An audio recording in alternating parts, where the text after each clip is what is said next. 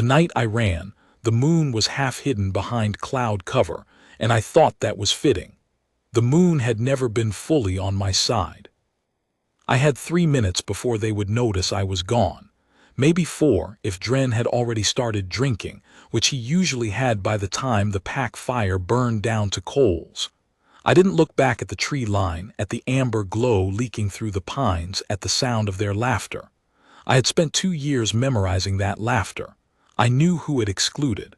I had always known. My feet were bare.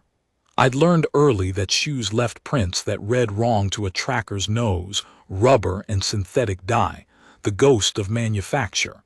Bare feet left only me, and me was something I'd been hiding long enough that even my own scent had learned to be quiet. I hit the ridge at full run. Behind me, the Ash Hollow pack held its midsummer claiming night, the one ritual where the Alpha formally acknowledged his ranked wolves. I had been ranked 3rd scout for 2 years. For 2 years I had filed reports no one fully read, tracked movement patterns in the eastern corridors that everyone called excessive, and warned them about the Veil. The Veil were not a rumor. They were not a tale told to frighten young wolves who strayed too far from pack land. They were 3 separate sleeper cells of rogue shifters operating out of the contested corridor between Ash Hollow and the Ironhold territories, and I had mapped every one of them. Dren had taken my maps. He had presented them to Alpha Sauron as his own work 3 weeks ago, and Sauron had promoted him to 2nd. I had watched that ceremony from the back of the hall with my hands folded, and my face arranged into something that looked like acceptance. I was good at that face. I had been wearing it since I was 12 years old, and my mother died and my uncle looked at me across her grave and said, "Well, you'll have to earn your place now, won't you?" I earned my place. I earned it right off the edge of the ridge and into the dark. The eastern corridor smelled like pine resin and old snow, and something underneath both, something metallic and wrong, like blood that had been cleaned up but not quite well enough. I slowed when I hit the first marker tree, a tall Scots pine with 3 lateral slashes cut at shoulder height. Veil sign. They marked their passage the same way every time, which was either arrogance or habit, and in my experience the two were usually the same thing. I crouched and pressed 2 fingers into the earth beside the tree's roots. 4 sets of tracks, maybe 6 hours old, moving southeast, which meant they were heading toward the lowland corridor, which meant they were not moving through Ash Hollow territory at all. They were moving toward Ironhold. I stayed still for a long moment, working through the math of it. The Veil didn't move in groups this large without purpose. 4 wolves moving together at night, through territory that wasn't theirs, 6 hours before the biggest political gathering the Eastern Packs had hosted in a decade. That wasn't coincidence. That was a strike. Tomorrow, the Ironhold Alpha and his council would be hosting the Corridor Summit. Every major pack in the Eastern Territories would send representatives. It was the first interpack assembly in 11 years, called specifically to address the growing pressure from the southern expansion of human development into traditional shifter lands. If the Veil hit that summit, they wouldn't just be killing wolves. They would be dismantling the only fragile coalition the Eastern Packs had managed to build. Dren knew about the summit. I had told him about the Veil's southeast pattern 3 weeks ago, before he stole my maps and my rank. He had smiled and said he'd look into it. He hadn't looked into it. I started moving. I had never been to Ironhold territory. In Ash Hollow, we were taught that the Ironhold wolves were cold and politically calculating, and that their alpha, Kael Draven, was ruthless in ways that polished language couldn't quite disguise. I had internalized this the way I internalized most things I was told without evidence. I kept it in a separate pocket and did not spend it until I had to. The Ironhold border was marked by a river, wide and fast-moving, gray with snowmelt even in midsummer. I found the crossing on instinct, a broad shallowing where flat stones broke the current. I went across on foot, holding my small pack above my head, and came out the other side soaked to the thighs and smelling of cold stone and moving water. The sentry found me within 8 minutes. He was young, maybe 19, with the broad build of a wolf who had earned muscle early and the careful eyes of someone who had been watching borders long enough to know what it looked like when something crossed that didn't belong.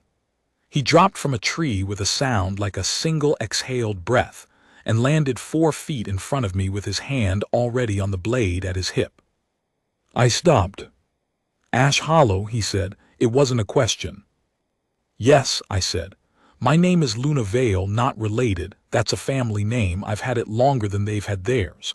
I was 3rd Scout. I have intelligence about a Vale strike planned for the summit tomorrow, and I need to speak to someone who will actually do something with it." He looked at me for a long moment. I let him look. I was wet and barefoot, and I had dried blood on my left knee from where I'd caught a root on the ridge, and I understood that none of this was presenting itself as a credible threat assessment. I stood in it anyway. "Wait here," he said. He was gone for 4 minutes.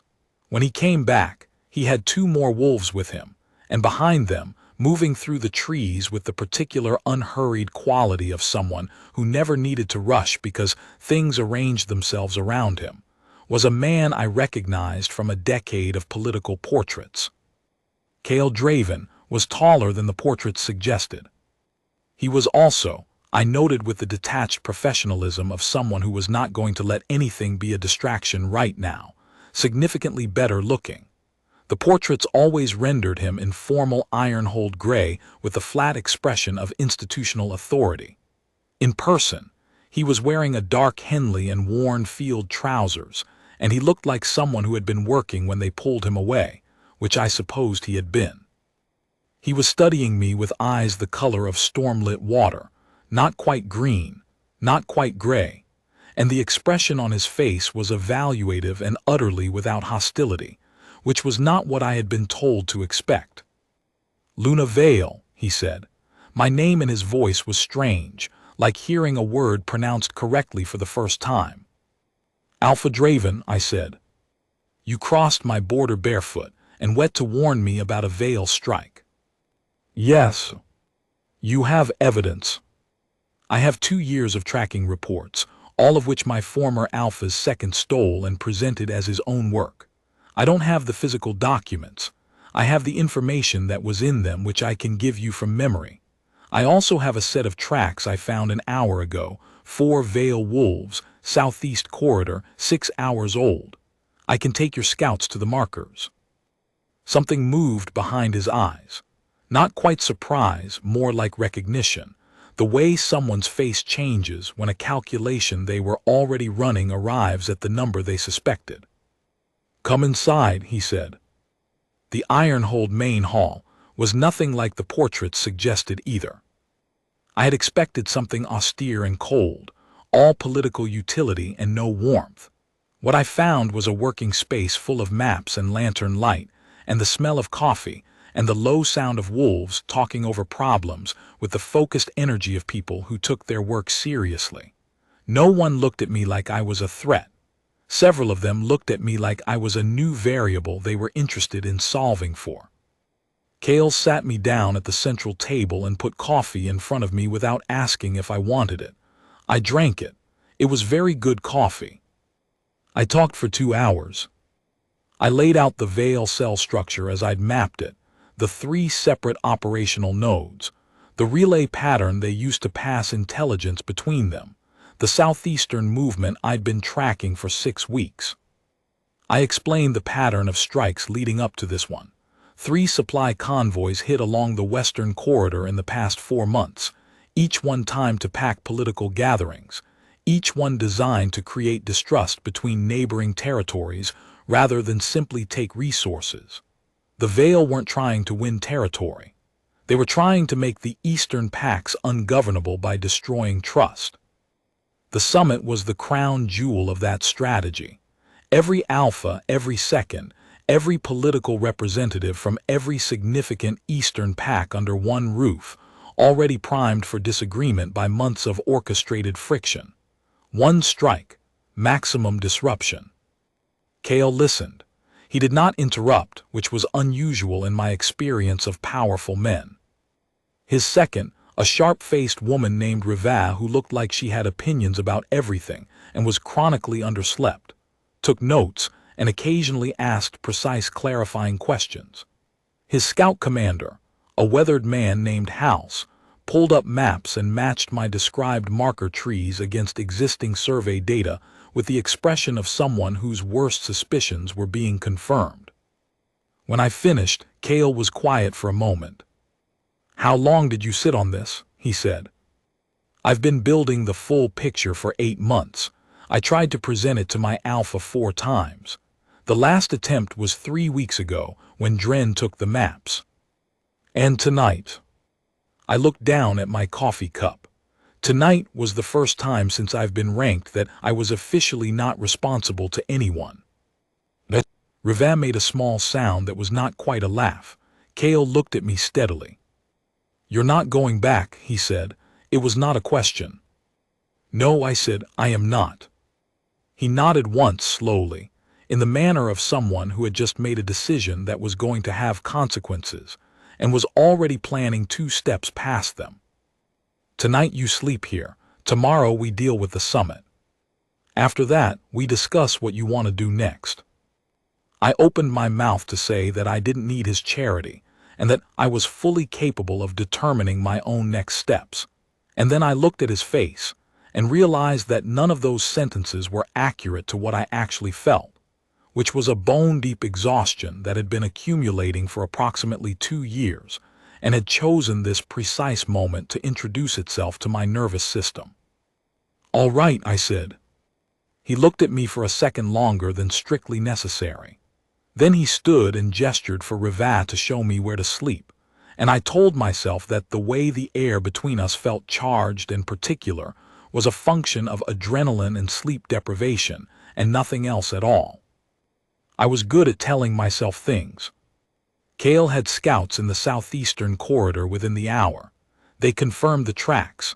They found the Vale staging point, a disused hunting shelter 2 miles from the summit hall 2 hours before dawn. There were 7 wolves, not 4, which meant 2 more had joined the original group after I'd tracked them. Kale handled this the way he apparently handled everything, which was quietly and thoroughly, without theater. He sent Riva to the summit with a sealed communication for the visiting alphas explaining the security situation and requesting a 12-hour delay to the formal proceedings. He sent House with 6 scouts to take the staging point. He woke me at 4 in the morning. I had slept 3 hours, which was more than I expected, and told me they had the Vale contained and that one of them was asking to negotiate. "Which one?" I said. He told me the name. I sat with it for a moment. "He's the operational coordinator for all 3 cells," I said. "Not the political head, that's someone higher, but if you want to understand the full structure, he can give you that." "Then we should talk to him together," Kale said. I looked at him. "You know his patterns," he said. "You tracked him for 8 months. I need someone who can read when he's telling the truth." It was pragmatic. It was entirely logical.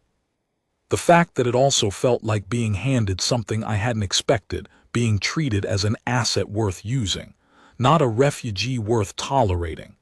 I filed that feeling away very carefully and did not examine it while I was tired. "All right," I said again.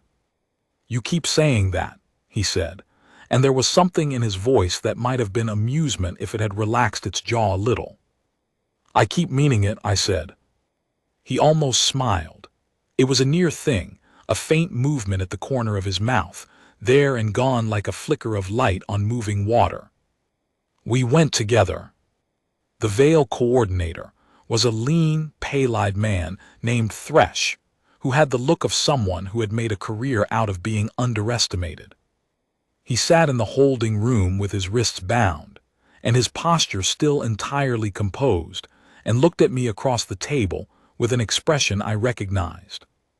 He was calculating. "The scout," he said. "I wondered when Ash Hollow would finally dispose of you." "They didn't dispose of me," I said. "I left." There's a distinction. Yes, I said, significant one. Thresh looked at Kale. He did the assessment I had done, the height, the unhurried quality, the stormwater eyes, and whatever conclusion he reached, he accepted it and refiled. He was professional, I would give him that. You want the upper cell, he said. I want the entire structure, Kale said. Names, relay points, funding sources. In return, you're housed here under iron-hold guard rather than turned over to a joint-pack tribunal, which, given the summit you were about to destroy, would have been highly unfavorable to you. And if I don't? Then the tribunal convenes tomorrow with Ash Hollow, Briarfen, Coldmere, and Vanthorn all represented, and all of them furious, and you explain your choices to that body. Thresh looked at me again. I looked back. Tell me something, he said. Why are you here? Ash Hollow burned you. You have no reason to clean up their problems. I thought about this. It was a genuine question. I thought, not manipulation, just a man who understood self-interest and was trying to locate mine. I'm not cleaning up Ash Hollow's problems, I said. I'm cleaning up mine. I've spent 2 years building this picture. I'd like it to mean something. Thresh held my gaze for a moment. Then he turned to Kale. All right, he said. Beside me, Kale was very still. I felt rather than saw the thing that moved through him, not satisfaction, something quieter and more considered than that. After, when we were in the corridor outside, he said, You turned him. He was already turning, I said. He just needed to see that someone had done the work. You did the work. For 2 years, yes. He stopped walking. I stopped because he did and turned to look at him, and found him looking at me with an expression I hadn't seen on his face before. Something that had moved past calculation into something that didn't have a name I recognized. Something that the word warmth didn't quite capture, and the word interest wasn't quite large enough to hold. Luna, he said. My name in his voice again. I was beginning to understand that this was going to be a problem. We should get back, I said. Raval will need the names as fast as we can give them. Yes, he said, and didn't move for another half-second before he did. The summit proceeded the following morning, delayed by 12 hours, with a security perimeter that made the previous arrangement look like an open invitation. The Veil network names had gone out to every pack representatives' council by dawn. By the time the alphas sat down together, the thing that the Veil had spent months building, the distrust, the manufactured friction, the carefully cultivated sense that neighboring packs were each other's primary threat, had been replaced by the specific shared fury of people who have realized they were being played. I sat at the back of the hall and watched this happen. Soren was there from Ash Hollow. He was across the room, and when he saw me, something complicated moved across his face. Not guilt, exactly, but the close cousin of it, the expression of a man who had known a thing was wrong, and told himself the circumstances justified it, and was now confronted with the circumstances having resolved poorly. Dren was not present. Reva had told me, with the flat tone of someone reporting a fact she found satisfying, that Dren had been identified in the Thresh debriefing as a Veil informant. The Eastern Corridor intelligence he had stolen and presented as his own had never been his to present. It had been fed to him by Thresh's cell as a way to neutralize me and insert a compromised wolf into Ash Hollow's intelligence structure. He had been, apparently, more useful to them as a dupe than as an agent. He had taken credit for work that exposed them without ever understanding what he was handling. I sat with this information for a while. I tried to feel triumphant. What I actually felt was tired and something adjacent to grief. Not for Dren, who had made choices, but for the 2 years of my life that had been used as a pawn in someone else's game without my knowledge. I was sitting there, quiet, working through this feeling with the careful attention I gave most difficult things, when Kale sat down beside me. He didn't say anything immediately. He sat with the particular quality of a person who was comfortable with silence, which I had noticed about him. He didn't fill space with noise, didn't reach for words to smooth over the texture of a moment. He let things be what they were. "Soren has requested a private conversation with you," he said after a moment. "I know," I said. I saw his face. "You don't have to." "I know that too." He looked at me. "What do you want to do?" I thought about it. Soren had not been malicious, I thought, or not primarily. He had been a man in a large chair who found it easier to believe the person in front of him than to trust the person filing reports from the margins. That was its own kind of failure, the failure of easy belief over difficult truth, and it had cost me 2 years and a pack, and a rank I had earned through the patient accumulation of work no one watched. "I'll speak to him," I said. "Not today. In a week maybe, when the summit is finished and the adrenaline has settled. What I want to say to him needs to be said clearly, not hotly." Cale nodded. "And after that," he said. I didn't answer immediately. The hall was filling with the low sound of alphas working through the business of coalition building, the pragmatic stitching together of interests that had too long been permitted to pull apart. Outside, through the high windows, the morning light was clean and direct, and the kind of gold that felt like it meant something even when you knew it was just the angle of the sun. "I don't know," I said. "I've been moving toward this for 2 years.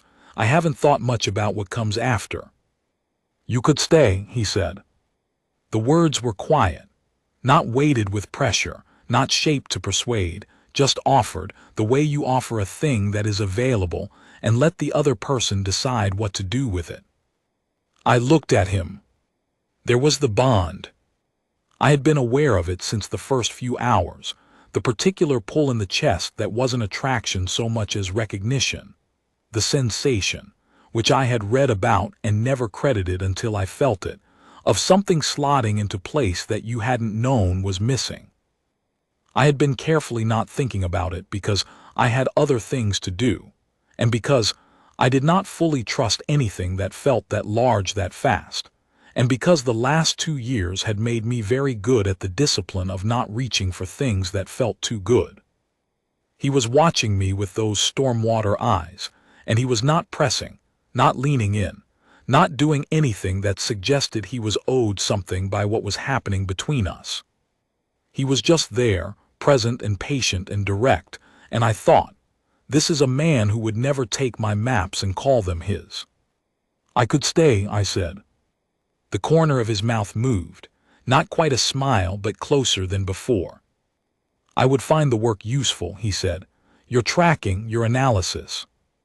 "Just my tracking," I said, and I wasn't entirely sure what I meant by it, only that it came out with an edge that was as much invitation as it was challenge. "No," he said, "not just your tracking." Outside, the morning continued its patient gold. Inside, the coalition of the eastern packs began, haltingly and with all the predictable friction of proud animals learning to move together, to build something that might hold. I stayed in my seat, so did he. Our shoulders were not quite touching, and then, without either of us having made a decision exactly, they were.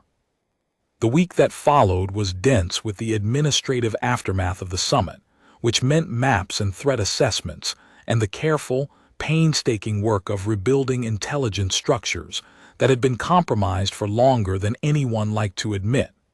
I was useful.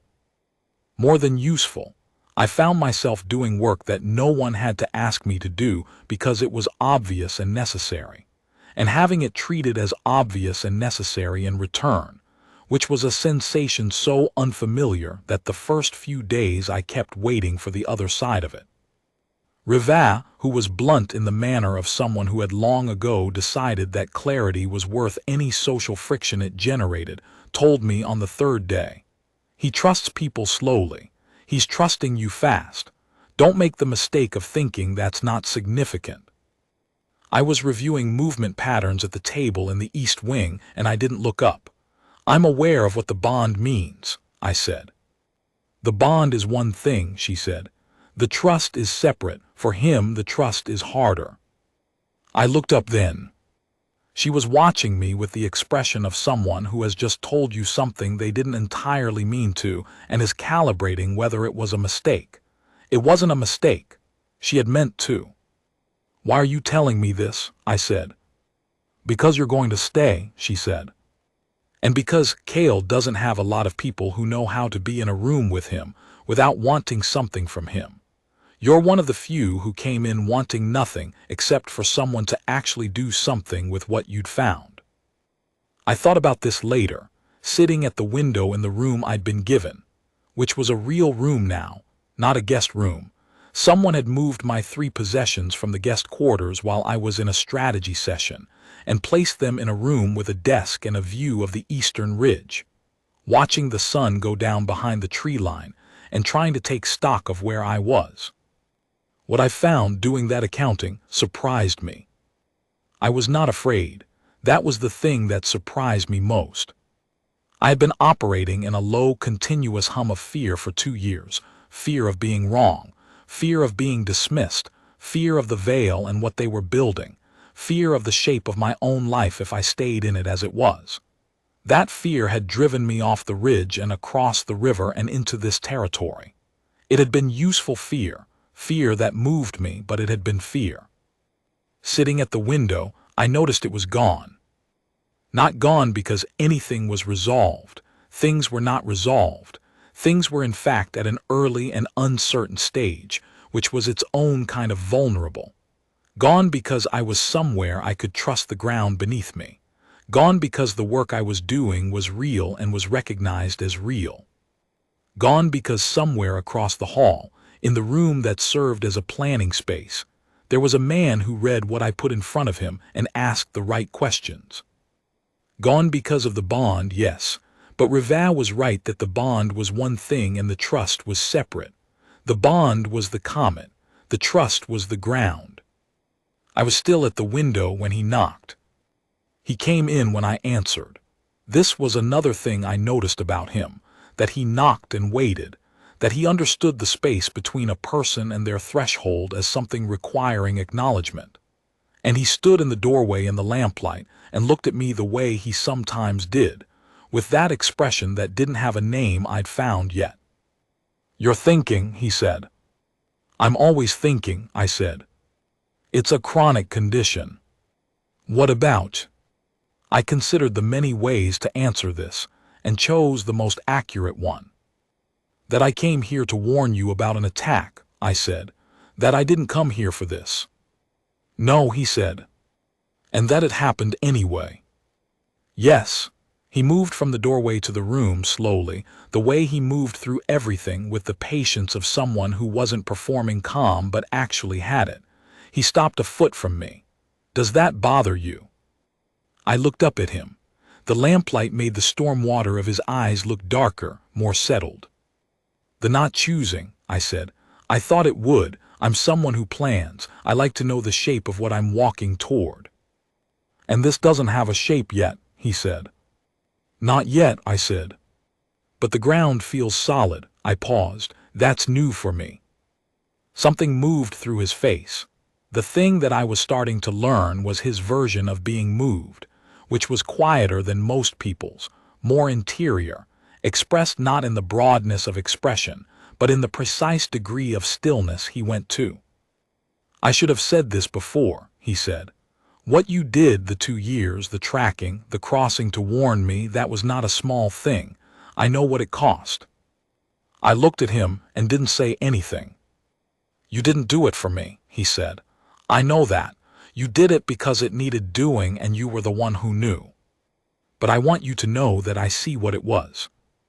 The thing about being seen, real seen, not the performance of seeing that people put on when they want something from you, is that it doesn't feel triumphant. It doesn't feel like winning.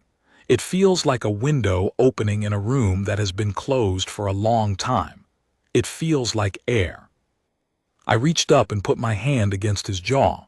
He went very still. "The work needed doing," I said, "and then I crossed a river in the dark and found somewhere the work would actually land. I looked at him.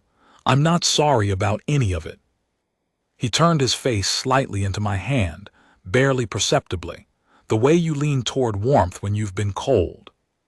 Luna, he said, and my name in his voice was nothing like what I had been told to expect from him, was nothing like the cold political calculus of the portraits and the stories. It was warm and specific, and it knew me. Yes, I said, and reached up to close the last inch between us. 2 weeks later, Soren came. He came alone, which I had not expected, and he came without ceremony, which I respected. He arrived at the Ironhold border on foot and asked to speak to me, and they sent word, and I went to the meeting room with my hands quiet and my face ready to be a face that dealt with difficult things without flinching. He was a big man, Soren, the kind of alpha who had always led by sheer physical presence as much as any particular intelligence. Sitting across the table from him now, I thought, he is not a bad man. He is a man who made himself comfortable in a frame that didn't challenge him, and that comfort allowed Dren to thrive and me to be invisible, and that is a failure, and failures matter even when they're not malicious. I believed him, Soren said, without preamble, without working up to it. I believed him because he was in front of me and you were always somewhere in the east doing work I had to be briefed on third hand. Yes, I said. That was wrong. It was wrong, I agreed, and it cost the pack exposure to a compromised second for almost a year. That's separate from what it cost me personally. He sat with that. He didn't flinch from it, which I appreciated. What do you need from me? He said. I had thought about this. I had thought about it at length, with the same careful attention I brought to tracking patterns and mapping cells, because it was a real question and deserved a real answer. Nothing, I said. Not right now. Maybe eventually a formal acknowledgement for the record, both of what Dren took and what the pack's intelligence structure lost by not listening. Not for me. For the next wolf in my position, who might find it easier to be heard if there's precedent. Soren looked at me across the table. Something in his face shifted, not into guilt, but into a harder and more useful reckoning. Done, he said. I know, I said, because you're here. He nodded once. Then you're staying here. Yes. Draven is, he paused, choosing words carefully, which was new for him. He's a better alpha than I made him out to be. He is, I said. Soren looked at the table for a moment. Then he looked up at me and said, with the direct bluntness of a man who had finally run out of comfortable indirection, I missed good work because I was lazy about paying attention to where it came from. I won't make the case that I'm sorry doesn't fix the thing, but I won't make that mistake again. Good, I said. We sat for another minute in the particular silence of two wolves who have said what needed saying and don't have more to add. Then he stood and so did I, and we shook hands and he left, and I stood in the meeting room for a moment in the clean quiet of something resolved. Kale was waiting outside the meeting room door. He hadn't been there when I went in. I wasn't surprised that he was there when I came out, because I was beginning to understand the way he moved through the space around me, present without pressing, available without hovering, a particular quality of attention that felt like weather and not like surveillance. All right, he said. Yes, I said. Better than all right. I looked at him in the hall light, and he looked at me, and the bond was a settled thing now, not the first sharp pull of recognition, which had been like a comet, something that arrived from outside and lit everything differently, but something that had been living in the ordinary days of work and coffee and maps, and the small particular gestures of two people learning the grammar of each other. The half-smile that I had learned was his real one, not the public expression. The way he always handed me the report closest to me first before taking his own, which was a tiny thing, the kind of tiny thing that accumulates into trust. The way he had looked at me the first night and said, "Come inside," not as an order, as an offering.